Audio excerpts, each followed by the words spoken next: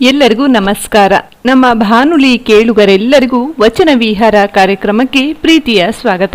ನೀವು ಕೇಳ್ತಾ ಇರೋದು ರೇಡಿಯೋ ಶಿವಮೊಗ್ಗ 90.8 FM ಸಮುದಾಯ ಬಾನುಲಿ, ಭರವಸೆಗಾಗಿ ಭವಿಷ್ಯಕ್ಕಾಗಿ ನಮ್ಮ ಬಾನುಲಿ. ಇದು ವಚನ ವಿಹಾರ ಕಾರ್ಯಕ್ರಮ. ನಾನು ಪವಿತ್ರ ದಿನೇಶ್. ಸ್ನೇಹಿತರೆ, 12ನೇ ಶತಮಾನದಲ್ಲಿ ನಡೆದ ವಚನ ಕ್ರಾಂತಿ ಭಾರತಕ್ಕಷ್ಟೇ ಅಲ್ಲ, ಇಡೀ ವಿಶ್ವಕ್ಕೆ ಬೆಳಕಾಗಿದೆ ಅಂತಲೇ ಹೇಳ್ಬೋದು. ಯಾಕಂದರೆ ವಿಶ್ವದಲ್ಲಿ ಆರ್ಥಿಕ ಕ್ರಾಂತಿ, ಸಾಮಾಜಿಕ ಕ್ರಾಂತಿ, ಔದ್ಯೋಗಿಕ ಕ್ರಾಂತಿ, ಧಾರ್ಮಿಕ ಕ್ರಾಂತಿ, ಇಂತಹ ಅನೇಕ ಕ್ರಾಂತಿಗಳು ನಡೆದಿವೆ. ಎಲ್ಲ ಬಗೆಯ ಕ್ರಾಂತಿಯು ವಚನ ಚಳುವಳಿಯೊಂದರಲ್ಲೇ ಕಾಣ್ಬೋದು. ಒಂದು ಸಾಮಾಜಿಕ ಸಮಾನತೆಯ ನೆಲೆಗಟ್ಟಿನ ಮೇಲೆ ಲಿಂಗ ತಾರತಮ್ಯ, ಅಸ್ಪೃಶ್ಯತೆಯನ್ನು ತೊಡೆದು ಹಾಕಿ ಮುಕ್ತ ಪಂಥದಲ್ಲಿ ನಡೆಯಲು ಎಲ್ಲರೂ ಅರ್ಹರು. ಅದಕ್ಕಾಗಿ ನಾವು ಸರ್ವ ಸಂಘ ಪರಿತ್ಯಾಗಿಯಾಗಿ ಕಾಯಕವನ್ನ ತೊರೆದು ದೇವರನ್ನ ಹುಡುಕಲು ಹೋಗಬೇಕಾಗಿಲ್ಲ. ನಿಮ್ಮ ಕಾಯಕವನ್ನೇ ನಿಷ್ಠೆಯಿಂದ ಮಾಡಿದರೆ ಅಲ್ಲೇ ಕೈಲಾಸ ಪ್ರಾಪ್ತಿಯಾಗುತ್ತದೆ ಎಂಬ ವಿಚಾರಧಾರೆಯನ್ನ ನೀಡಿ ಆರ್ಥಿಕತೆಯಲ್ಲೇ ಧಾರ್ಮಿಕ ಭಾವವನ್ನ ತುಂಬಿ ಅವರವರ ಕಾಯಕವೇ ಅವರಿಗೆ ಶ್ರೇಷ್ಠ, ಅವರವರ ಕಾಯಕದಲ್ಲಿ ನಿರತರಾದೊಡೆ ಲಿಂಗ ಪೂಜೆಯಾದರೂ ಮರೆಯಬೇಕು ಎನ್ನುವ ಮೂಲಕ ಕಾಯಕ ನಿಷ್ಠೆ ಮತ್ತು ಅದಕ್ಕೆ ಅದರೊಳಗಿನ ಸತ್ಯದ ಅರಿವನ್ನ ನೀಡುತ್ತಾ ಹೊರಗಿನ ಗುರುವಿಗೆ ಹುಡುಕುವ ಬದಲು ನಿಮ್ಮೊಳಗೆ ನಿಮಗೆ ದಾರಿ ತೋರುವ ಗುರುವಿದ್ದಾನೆ, ನಮ್ಮ ಅರಿವೇ ನಮಗೆ ಗುರು ಎಂಬ ವಿಶ್ವಾಸವನ್ನ ತುಂಬುತ್ತಾ ಬಂದವರು ವಚನಕಾರರು, ಶಿವಶರಣರು. ಹಾಗಾದರೆ ಸ್ನೇಹಿತರೆ, ಇಂಥ ಸಾವಿರಾರು ವಚನಗಳು ನಮ್ಮ ಇಂದಿನ ಪ್ರಸ್ತುತ ಸ್ಥಿತಿಗೆ ಕೂಡ ಎಷ್ಟು ಪ್ರಾಮುಖ್ಯತೆಯನ್ನು ಪಡೆಯುತ್ತೆ ಅಂಥೇಳಿ ನಮ್ಮ ವಚನಗಳನ್ನು ಕೇಳಿದಾಗ ಅರ್ಥವಾಗುತ್ತೆ. ಹಾಗಾದರೆ ಸ್ನೇಹಿತರೆ, ನಮ್ಮ ಇವತ್ತಿನ ವಚನ ವಿಹಾರ ಕಾರ್ಯಕ್ರಮದಲ್ಲಿ ಇಂಥ ಸಾಕಷ್ಟು ವಚನಗಳ ಬಗ್ಗೆ ಮಾಹಿತಿಯನ್ನು ಈಗಾಗಲೇ ತಿಳ್ಕೊಂಡಿದ್ದೀರಾ. ಇವತ್ತಿನ ಸಂಚಿಕೆಯಲ್ಲಿ ಸಹ ಶಿವಮೊಗ್ಗದವರೇ ಆದಂತಹ ಶ್ರೀಮತಿ BG ಗೀತಾ ಅವರು ನಮ್ಮ ಜೊತೆಗಿದ್ದಾರೆ. ಇವರು ವಚನ ಸಾಹಿತ್ಯದ ಬಗ್ಗೆ ಹಾಗೆ ವಚನಕಾರರನ್ನ ಪರಿಚಯಿಸ್ತಾ ಇದ್ದಾರೆ. ನೋಡೋಣ ಬನ್ನಿ, ಯಾವ ವಚನಕಾರರನ್ನ ಪರಿಚಯಿಸ್ತಾ ಇದ್ದಾರೆ ಅಂತ ಕೇಳೋಣ. ಮೇಡಮ್ ನಮಸ್ತೆ, ಕಾರ್ಯಕ್ರಮಕ್ಕೆ ಸ್ವಾಗತ. ಮೇಡಮ್, ನಮ್ಮ ವಚನ ವಿಹಾರ ಕಾರ್ಯಕ್ರಮದಲ್ಲಿ ಯಾವ ಶಿವಶರಣರ ಬಗ್ಗೆ ಮಾಹಿತಿಯನ್ನು ಹೇಳ್ತಾ ಇದ್ದೀರಾ ಮೇಡಮ್? ಎಲ್ಲರಿಗೂ ಶರಣಾರ್ಥಿಗಳು. ನನ್ನ ಹೆಸರು BG ಗೀತಾ, ಶಿವಮೊಗ್ಗ. ನಾನೀಗ ಪರಿಚಯಿಸುತ್ತಿರುವ ವಚನಕಾರರು ಅಮುಗೆ ದೇವಯ್ಯನವರು ಹಾಗೂ ಅವರ ಕೆಲವು ವಚನಗಳು. ಅಮುಗೆ ದೇವಯ್ಯನವರನ್ನ ಅಮುಗಯ ಎಂದು ಸಹ ಕರೆಯಲಾಗಿದೆ. ಇವರ ಕಾಯಕ ನೇಯ್ಗೆ, ಕಾರ್ಯಕ್ಷೇತ್ರ ಸೊನ್ನಲಿಗೆ, ನಂತರ ಕಲ್ಯಾಣ ಹಾಗೂ ಪುಳಜೆ. ಅಮುಗೆ ದೇವಯ್ಯನವರಿಗೆ ಇಷ್ಟಲಿಂಗದ ಮೇಲೆ ಅಪಾರ ಭಕ್ತಿ, ಶ್ರದ್ಧೆ ಇತ್ತು. ಇವರ ಲಿಂಗತತ್ವ ನಿಷ್ಠೆಯನ್ನು ನೋಡಿ ಇವರನ್ನು ಲಿಂಗಪ್ರಿಯ ಶರಣ ಎಂದೇ ಪ್ರಶಂಸಿಸಲ್ಪಟ್ಟಿದ್ದಾರೆ. ದೊರೆತಿರುವ ವಚನಗಳು 30. ವಚನಾಂಕಿತ ಸಿದ್ಧ ಸೋಮನಾಥ. ಇವರ ಕಾರ್ಯಕ್ಷೇತ್ರವಾಗಿದ್ದ ಸೊನ್ನಲಿಗೆಯಲ್ಲಿ ಪತ್ನಿ ಅಮುಗೆರಾಯಮ್ಮನವರೊಂದಿಗೆ ನೇಯ್ಗೆಯ ಕಾಯಕ ಹಾಗೂ ಅದರಿಂದ ಬಂದ ಗಳಿಕೆಯಿಂದ ದಾಸೋಹ ಮಾಡುವ ಶರಣ ತತ್ವವನ್ನು ಪಾಲಿಸುವ ಕಾಯಕ ಜೀವಿಯಾಗಿದ್ದರು. ಸೊನ್ನಲಿಗೆಯು ಶ್ರೀ ಸಿದ್ದರಾಮೇಶ್ವರರ ಕಾರ್ಯಕ್ಷೇತ್ರವೂ ಆಗಿತ್ತು. ಸಿದ್ದರಾಮರು ಕೆರೆಕಟ್ಟೆಗಳನ್ನು ಕಟ್ಟಿಸುವುದು, ದೇವಾಲಯ ನಿರ್ಮಾಣ, ಮಲ್ಲಿಕಾರ್ಜುನ ದೇವರ ಮಹಾಪರ್ವ ನಡೆಸುವ ಕಾರ್ಯಗಳಿಂದಾಗಿ ಸಿದ್ದರಾಮರನ್ನು ಜನರು ಸಾಕ್ಷಾತ್ ಶಿವ ಎಂದು ಭಾವಿಸಿದ್ದರು.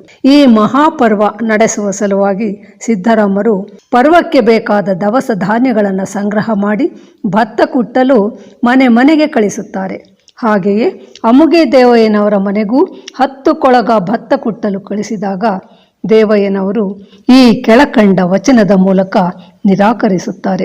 ಜಟಾ ಜೂಟಿ ಮಕುಟ ಕೋಟಿಗಳಾದಡೇನು, ನೊಸಲ ಕಣ್ಣು ಚತುರ್ಭುಜದವರಾದಡೇನು, ಅಂಗದ ಮೇಲೆ ಲಿಂಗವಿಲ್ಲದವರ ಕಂಡಡೆ ಬರುಕಾಯರೆಂಬೆನು, ಬರು ಮುಖರೆಂಬೆನು, ಸಿದ್ಧ ಸೋಮನಾಥ ಲಿಂಗವಾದಡೆಯೂ ನಮಗೇನು, ಕೊಂದಡೆ ಕೊಲಲಿ ಇಂತೆಂಬುದ ಮಾಣೆನಯ್ಯ ಎಂದರು. ಬರುಕಾಯ ಎಂದರೆ ಭವಿ ಎಂದು, ಬರು ಮುಖರೆಂದರೆ ತೋರಿಸಲು ಮುಖವಿಲ್ಲದವರು ಎಂದು ಅರ್ಥ.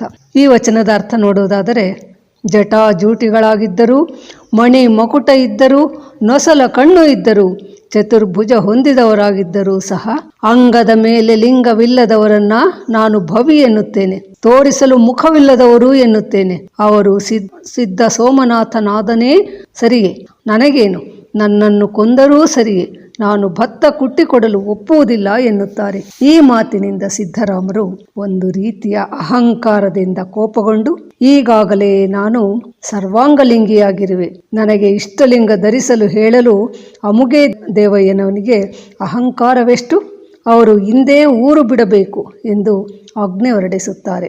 ಆಗ ಅಮುಗೆ ದೇವಯ್ಯ ದಂಪತಿಗಳು ಇನ್ನು ಇಲ್ಲಿರುವುದು ಸರಿಯಲ್ಲವೆಂದು ಬಸವಣ್ಣನವರ ಕಲ್ಯಾಣದತ್ತ ಹೊರಡುತ್ತಾರೆ. ಅವರು ಕಟ್ಟಿಕೊಂಡ 3 ಗಂಟುಗಳಲ್ಲಿ 2 ಗಂಟುಗಳನ್ನು ದೇವಯ್ಯ ದಂಪತಿಗಳು ಹೊತ್ತುಕೊಳ್ಳುತ್ತಾರೆ. ಉಳಿದ 1 ಗಂಟನ್ನ ಬೇಕಿದ್ದರೆ ಲಿಂಗಯ್ಯನೇ ಹೊತ್ತುಕೊಂಡು ಬರಲಿ ಎಂದು ಕಲ್ಯಾಣದ ಸಮೀಪವಿದ್ದ ಶಿವಪುರದ ದೇವಾಲಯದಲ್ಲಿ ವಿಶ್ರಾಂತಿ ಪಡೆಯಲು ಕುಳಿತಾಗ ಆಶ್ಚರ್ಯವೆಂಬಂತೆ ದೇವಯ್ಯನವರು ಬಿಟ್ಟು ಬಂದಿದ್ದ ಗಂಟು ಇವರಿಗೆ ಇಲ್ಲಿ ಕಂಡಿತ್ತು. ಈ ಪ್ರಕರಣದಿಂದ ಸಿದ್ದರಾಮರಿಗೆ ತಮ್ಮ ತಪ್ಪಿನ ಹಾಗೂ ಅಮುಗೆ ದೇವಯ್ಯನವರ ಶಿವಭಕ್ತಿಯ ಅರಿವಾಗಿ ಅವರನ್ನು ಸೊಲ್ಲಾಪುರಕ್ಕೆ ಮರಳಿ ಬರಲು ವಿನಂತಿಸಿದಾಗ ದೇವಯ್ಯನವರು ಒಪ್ಪದೆ ಮುಂದೆ ನೀವೇ ಕಲ್ಯಾಣಕ್ಕೆ ಬರುತ್ತೀರಿ ಎಂದು ಸಮಾಧಾನ ಹೇಳಿ ಕಳುಹಿಸುತ್ತಾರೆ. ಹೀಗೆ ಶರಣರನ್ನ ಅಹಂಕಾರದಿಂದ ನಡೆಸಿಕೊಳ್ಳಬಾರದೆಂಬುದನ್ನು ಸಿದ್ದರಾಮರು ಜೀವನದ ಪಾಠ ಕಲಿಯುತ್ತಾರೆ. ಅಮ್ಮುಗೆ ದೇವಯ್ಯನವರು ಇಂತಹ ಕಾಯಕ ನಿಷ್ಠೆನ ಹೊಂದಿದ್ರು. ಹಾಗೆ ದೇವರ ಮೇಲಿರುವಂತಹ ಅವರ ಭಕ್ತಿಯ ಕುರಿತಾಗಿ ಅವರ ವಚನಗಳನ್ನ ಕೇಳಿದ್ರೆ ಅರ್ಥ ಆಗುತ್ತೆ. ಹಾಗೆ ಅಮ್ಮುಗೆ ದೇವಯ್ಯ ಅವರ ಕುರಿತಾಗಿ ಬಿಜಿ ಗೀತಾ ಅವರು ಸಾಕಷ್ಟು ವಿಚಾರಗಳನ್ನ ತಿಳಿಸಿದ್ರು. ನಂತರದಲ್ಲೂ ಕೂಡ ಇನ್ನಷ್ಟು ಮಾಹಿತಿಯನ್ನ ಅಮ್ಮುಗೆ ದೇವಯ್ಯ ಅವರ ದಂಪತಿಗಳ ಬಗ್ಗೆ. ನಂತರ ದೇವಯ್ಯ ದಂಪತಿಗಳು ಕಲ್ಯಾಣಕ್ಕೆ ಬಂದು ಅನುಭವ ಮಂಟಪದಲ್ಲಿ ಭಾಗಿಯಾಗುತ್ತಾರೆ. ಹೀಗೆ ಶರಣರ ಬಾಳು ಅಳಿವ ಬಾಳಲ್ಲ, ಅದು ಹೊಳೆಯುವ ತಿಳಿವಿನ ಬೆಳಕು ಎಂದು ಶರಣರ ಬದುಕಿನ ಮೌಲ್ಯಗಳ ಬಗ್ಗೆ ಬಲ್ಲವರು ಹೇಳಿದ್ದಾರೆ. ವಚನ ಸಾಹಿತ್ಯವನ್ನು ಓದುತ್ತಿದ್ದರೆ ಅದು ಓದುಗರಿಗೆ ಮಧುವನವನ್ನ ಹೊಕ್ಕಂತಾಗುತ್ತದೆ. ದೇವಯ್ಯನವರ ಇನ್ನೊಂದು ವಚನ ನೋಡೋಣ. ಹುಡಿ ಹತ್ತದ ಗಾಳಿಯಂತೆ, ಕಾಡಿಗೆ ಹತ್ತದ ಆಲಿಯಂತೆ, ನೇಯ್ ಹತ್ತದ ನಾಲಿಗೆಯಂತೆ, ಮಂಗಳ ಮಣ್ಣು ಬೆರೆಸದಂತೆ ಸಿದ್ಧ ಸೋಮನಾಥ ನಿಮ್ಮ ಶರಣನು ಸಕಲ ಸುಖಂಗಳ ಸುಖಿಸಿಯೂ ಬೇರಿಪ್ಪನು. ಅಂದರೆ ಎಷ್ಟೇ ಧೂಳು ಇದ್ದರೂ ಅದು ಗಾಳಿಗೆ ಅಂಟುವುದಿಲ್ಲ. ಕಣ್ಣಿಗೆ ಕಾಡಿಗೆ ಹಚ್ಚಿದರೂ ಕಣ್ಣಾಲಿಗೆ ಕಾಡಿಗೆಗೆ ಹತ್ತುವುದಿಲ್ಲ. ಸ್ನಿಗ್ಧ ಪದಾರ್ಥ ಅಂದರೆ ಬೆಣ್ಣೆ, ತುಪ್ಪ, ಎಣ್ಣೆ ಏನೇ ತಿಂದರೂ ಅದು ನಾಲಿಗೆಗೆ ಅಂಟುವುದಿಲ್ಲ. ಹಾಗೆಯೇ ಶರಣರಾದವರು ಲೌಕಿಕ ಜೀವನದಲ್ಲಿದ್ದರೂ ನಿರ್ಲಿಪ್ತರಾಗಿರುತ್ತಾರೆ. ನಿರ್ಲಿಪ್ತ ಭಾವ ಅಳವಡಿಸಿದಾಗ ನಮ್ಮ ಜೀವನ ಸುಖಿಯಾಗುತ್ತದೆ. ಮತ್ತೆ ಹೇಳುತ್ತಾರೆ, ಕತ್ತಲಾದಾಗ ದೀಪ ಹಚ್ಚುವ ಬದಲು ಕೇವಲ ಬೆಳಕನ್ನು ನೆನೆದರೆ ಕತ್ತಲೆ ಕಳೆಯುವುದಿಲ್ಲ. ಹಸಿದಾಗ ಬಯಸಿದ ಆಹಾರವನ್ನು ಪಡೆಯುವ ಬದಲು ಬರೀ ನೆನೆಯುತ್ತಾ ಕುಳಿತರೆ ಹಸಿವು ಹಿಂಗುವುದಿಲ್ಲ. ಕೇವಲ ಶಿವನನ್ನು ನೆನೆದರೆ ಭವ ಹಿಂಗುವುದಿಲ್ಲ. ಯಾವುದೇ ಸಿದ್ಧಿ ಸಾಧಿಸಲಾಗದು. ಕೇವಲ ನೆನೆಯುವುದರಿಂದ ಪ್ರಯೋಜನವಿಲ್ಲ. ಅದನ್ನು ಕಾರ್ಯರೂಪಕ್ಕೆ ತರಬೇಕು. ನೆನೆಯುವ ಮನವೇ ನಾವಾಗಬೇಕು, ಅದರಂತೆ ಬದುಕಬೇಕು ಎಂದು ಸತ್ಯದ ದರ್ಶನ ಮಾಡಿಸುತ್ತಾರೆ. ಹೀಗೆ ದೇವರ ಬಗ್ಗೆ ಮೂಢನಂಬಿಕೆ ಉಳ್ಳವರ ವಿಚಾರದಲ್ಲಿ ಕಠೋರ ಭಾವ ತಾಳುತ್ತಾರೆ. ಈ ಮೂಲಕ ಅಂಥವರಿಗೆ ಸತ್ಯದ ದರ್ಶನ ಮಾಡುವ ಕಾಳಜಿ ತೋರುತ್ತಾರೆ. ಅಮುಗೆ ದೇವಯ್ಯನವರ ಕೇವಲ ನೆನೆಯಬಾರದು ಎಂಬ ಮಾತಿಗೆ ಪ್ರತಿಯಾಗಿ ಏನೋ ಎಂಬಂತೆ ಬಸವಣ್ಣನವರು ನಂಬಿಕೆ ಮುಖ್ಯ ಎಂದು ಹೇಳುತ್ತಾ, ಮಹಾದೇವನ ನೆನೆವನ ಬಾಯ ತಾಂಬೂಲವ ಮೆಲುವೆ, ಬೀಳುಡಿಯ ಹೊದೆವೆ, ಪಾದರಕ್ಷೆಯ ಕಾಯ್ದು ಬದುಕುವೆ, ಕೂಡಲ ಸಂಗಮ ದೇವ ಎಂದಿದ್ದಾರೆ. ಈ ರೀತಿ ವಿರುದ್ಧವಾದ ಅಭಿಪ್ರಾಯಗಳು ಶರಣರಲ್ಲೂ ಇರುವುದನ್ನು ಕಾಣುತ್ತೇವೆ. ಆದರೆ ಅವರ ಅಂತಿಮ ಉದ್ದೇಶ ಒಂದೇ ಆಗಿತ್ತು, ಅದೇ ಭಕ್ತಿ ಹೊಂದುವುದು ಹಾಗೂ ಲೋಕ ಕಲ್ಯಾಣವೇ ಅವರ ಅಂತಿಮ ಉದ್ದೇಶ. ಅಮ್ಮುಗೆ ದೇವಯ್ಯ ಅವರ ಕುರಿತಾಗಿ ಅವರ ವಚನಗಳಲ್ಲಿ ಇರುವಂತಹ ಸಾಕಷ್ಟು ವಿಚಾರಗಳನ್ನ ಗೀತಾ ಮೇಡಮ್ ಅವರು ತುಂಬಾ ಚೆನ್ನಾಗಿ ವಿವರಿಸಿದ್ರು. ಅಂದ್ರೆ ಪ್ರತಿಯೊಬ್ಬ ವಚನಕಾರರು ಕೂಡ ಜನರಲ್ಲಿರುವಂತಹ ಮೂಢನಂಬಿಕೆಯನ್ನ ಹೊರದೋಡುವಂತಹ ಕೆಲಸವನ್ನ ಮಾಡಿದ್ರು. ಹಾಗೆ ಸಮಾಜಕ್ಕೆ ಒಳಿತನ್ನೇ ಬಯಸಿದ್ರು. ಭಕ್ತಿ ಅಂದ್ರೆ ಅದು ಢಾಂಬಿಕ ಭಕ್ತಿ ಆಗ್ಬಾರ್ದು, ನಿಜವಾದ ಭಕ್ತಿಯನ್ನ ಹೊಂದಿರಬೇಕು ಪ್ರತಿಯೊಬ್ಬ ಶರಣರು ಎಂಬುದನ್ನ ತಮ್ಮ ವಚನಗಳಲ್ಲಿ ಹೇಳಿರುವ ಸಾರಾಂಶವನ್ನ ತಿಳ್ಕೊಂಡ್ವಿ. ನಂತರದಲ್ಲಿ ಕೂಡ ಅಮ್ಮುಗೆ ದೇವಯ್ಯ ಅವರ ಕುರಿತಾಗಿ ಇನ್ನಷ್ಟು ಮಾಹಿತಿಯನ್ನ ಹೇಳ್ತಾರೆ, ಕೇಳೋಣ. ದೇವಯ್ಯನವರ ಮತ್ತೊಂದು ವಚನ. ಅಲಗಿನ ಮೊಲೆಯ ನೇರಬಹುದು, ಹುಲಿಯ ಬಲೆಯ ಹೋಗಬಹುದು, ಸಿಂಗದ ಕೊರಳಿಗೆ ಹಾಯಬಹುದು, ಸಿದ್ಧ ಸೋಮನಾಥ ನಿಮ್ಮ ಮುಟ್ಟದೆ ನಿಮಿಷ ಕೊಳ್ಳಿರಬಾರದು ಎಂದಿದ್ದಾರೆ. ವಚನಕಾರರ ವಚನಗಳು ಅಂತರಂಗದ ಮಿಡಿತದ ಅಭಿವ್ಯಕ್ತಿಯೇ ಆಗಿವೆ. ಅವರ ಜೀವನವೇ ಸಂದೇಶವಾಗಿದೆ. ಅವರ ಅನುಭವವೇ ಶಾಲೆಯಾಗಿದೆ. ಈ ವಚನದಲ್ಲಿ ಅಸಾಧ್ಯವೆನಿಸುವ ಯಾವುದೇ ಕೆಲಸ ಕೂಡ ಮಾಡಲು ಪ್ರಯತ್ನಿಸುವೆ. ಕತ್ತಿಯ ಚೂಪಾದ ಮೊನೆಯಿಂದ ದೇಹವನ್ನು ಚುಚ್ಚಿಕೊಳ್ಳಬಹುದು, ಹುಲಿಯ ಬಲೆಯಲ್ಲಿ ನುಗ್ಗಿ ಹೋಗಬಹುದು, ಸಿಂಹದ ಕೊರಳಿಗೆ ಹಾಯಬಹುದು ಎಂದು ಹೇಳುವ ಮೂಲಕ ಯಾವುದೇ ದುಸ್ಸಾಹಸವನ್ನು ಮಾಡಲು ನಾನು ಹಿಂಜರಿಯುವುದಿಲ್ಲ.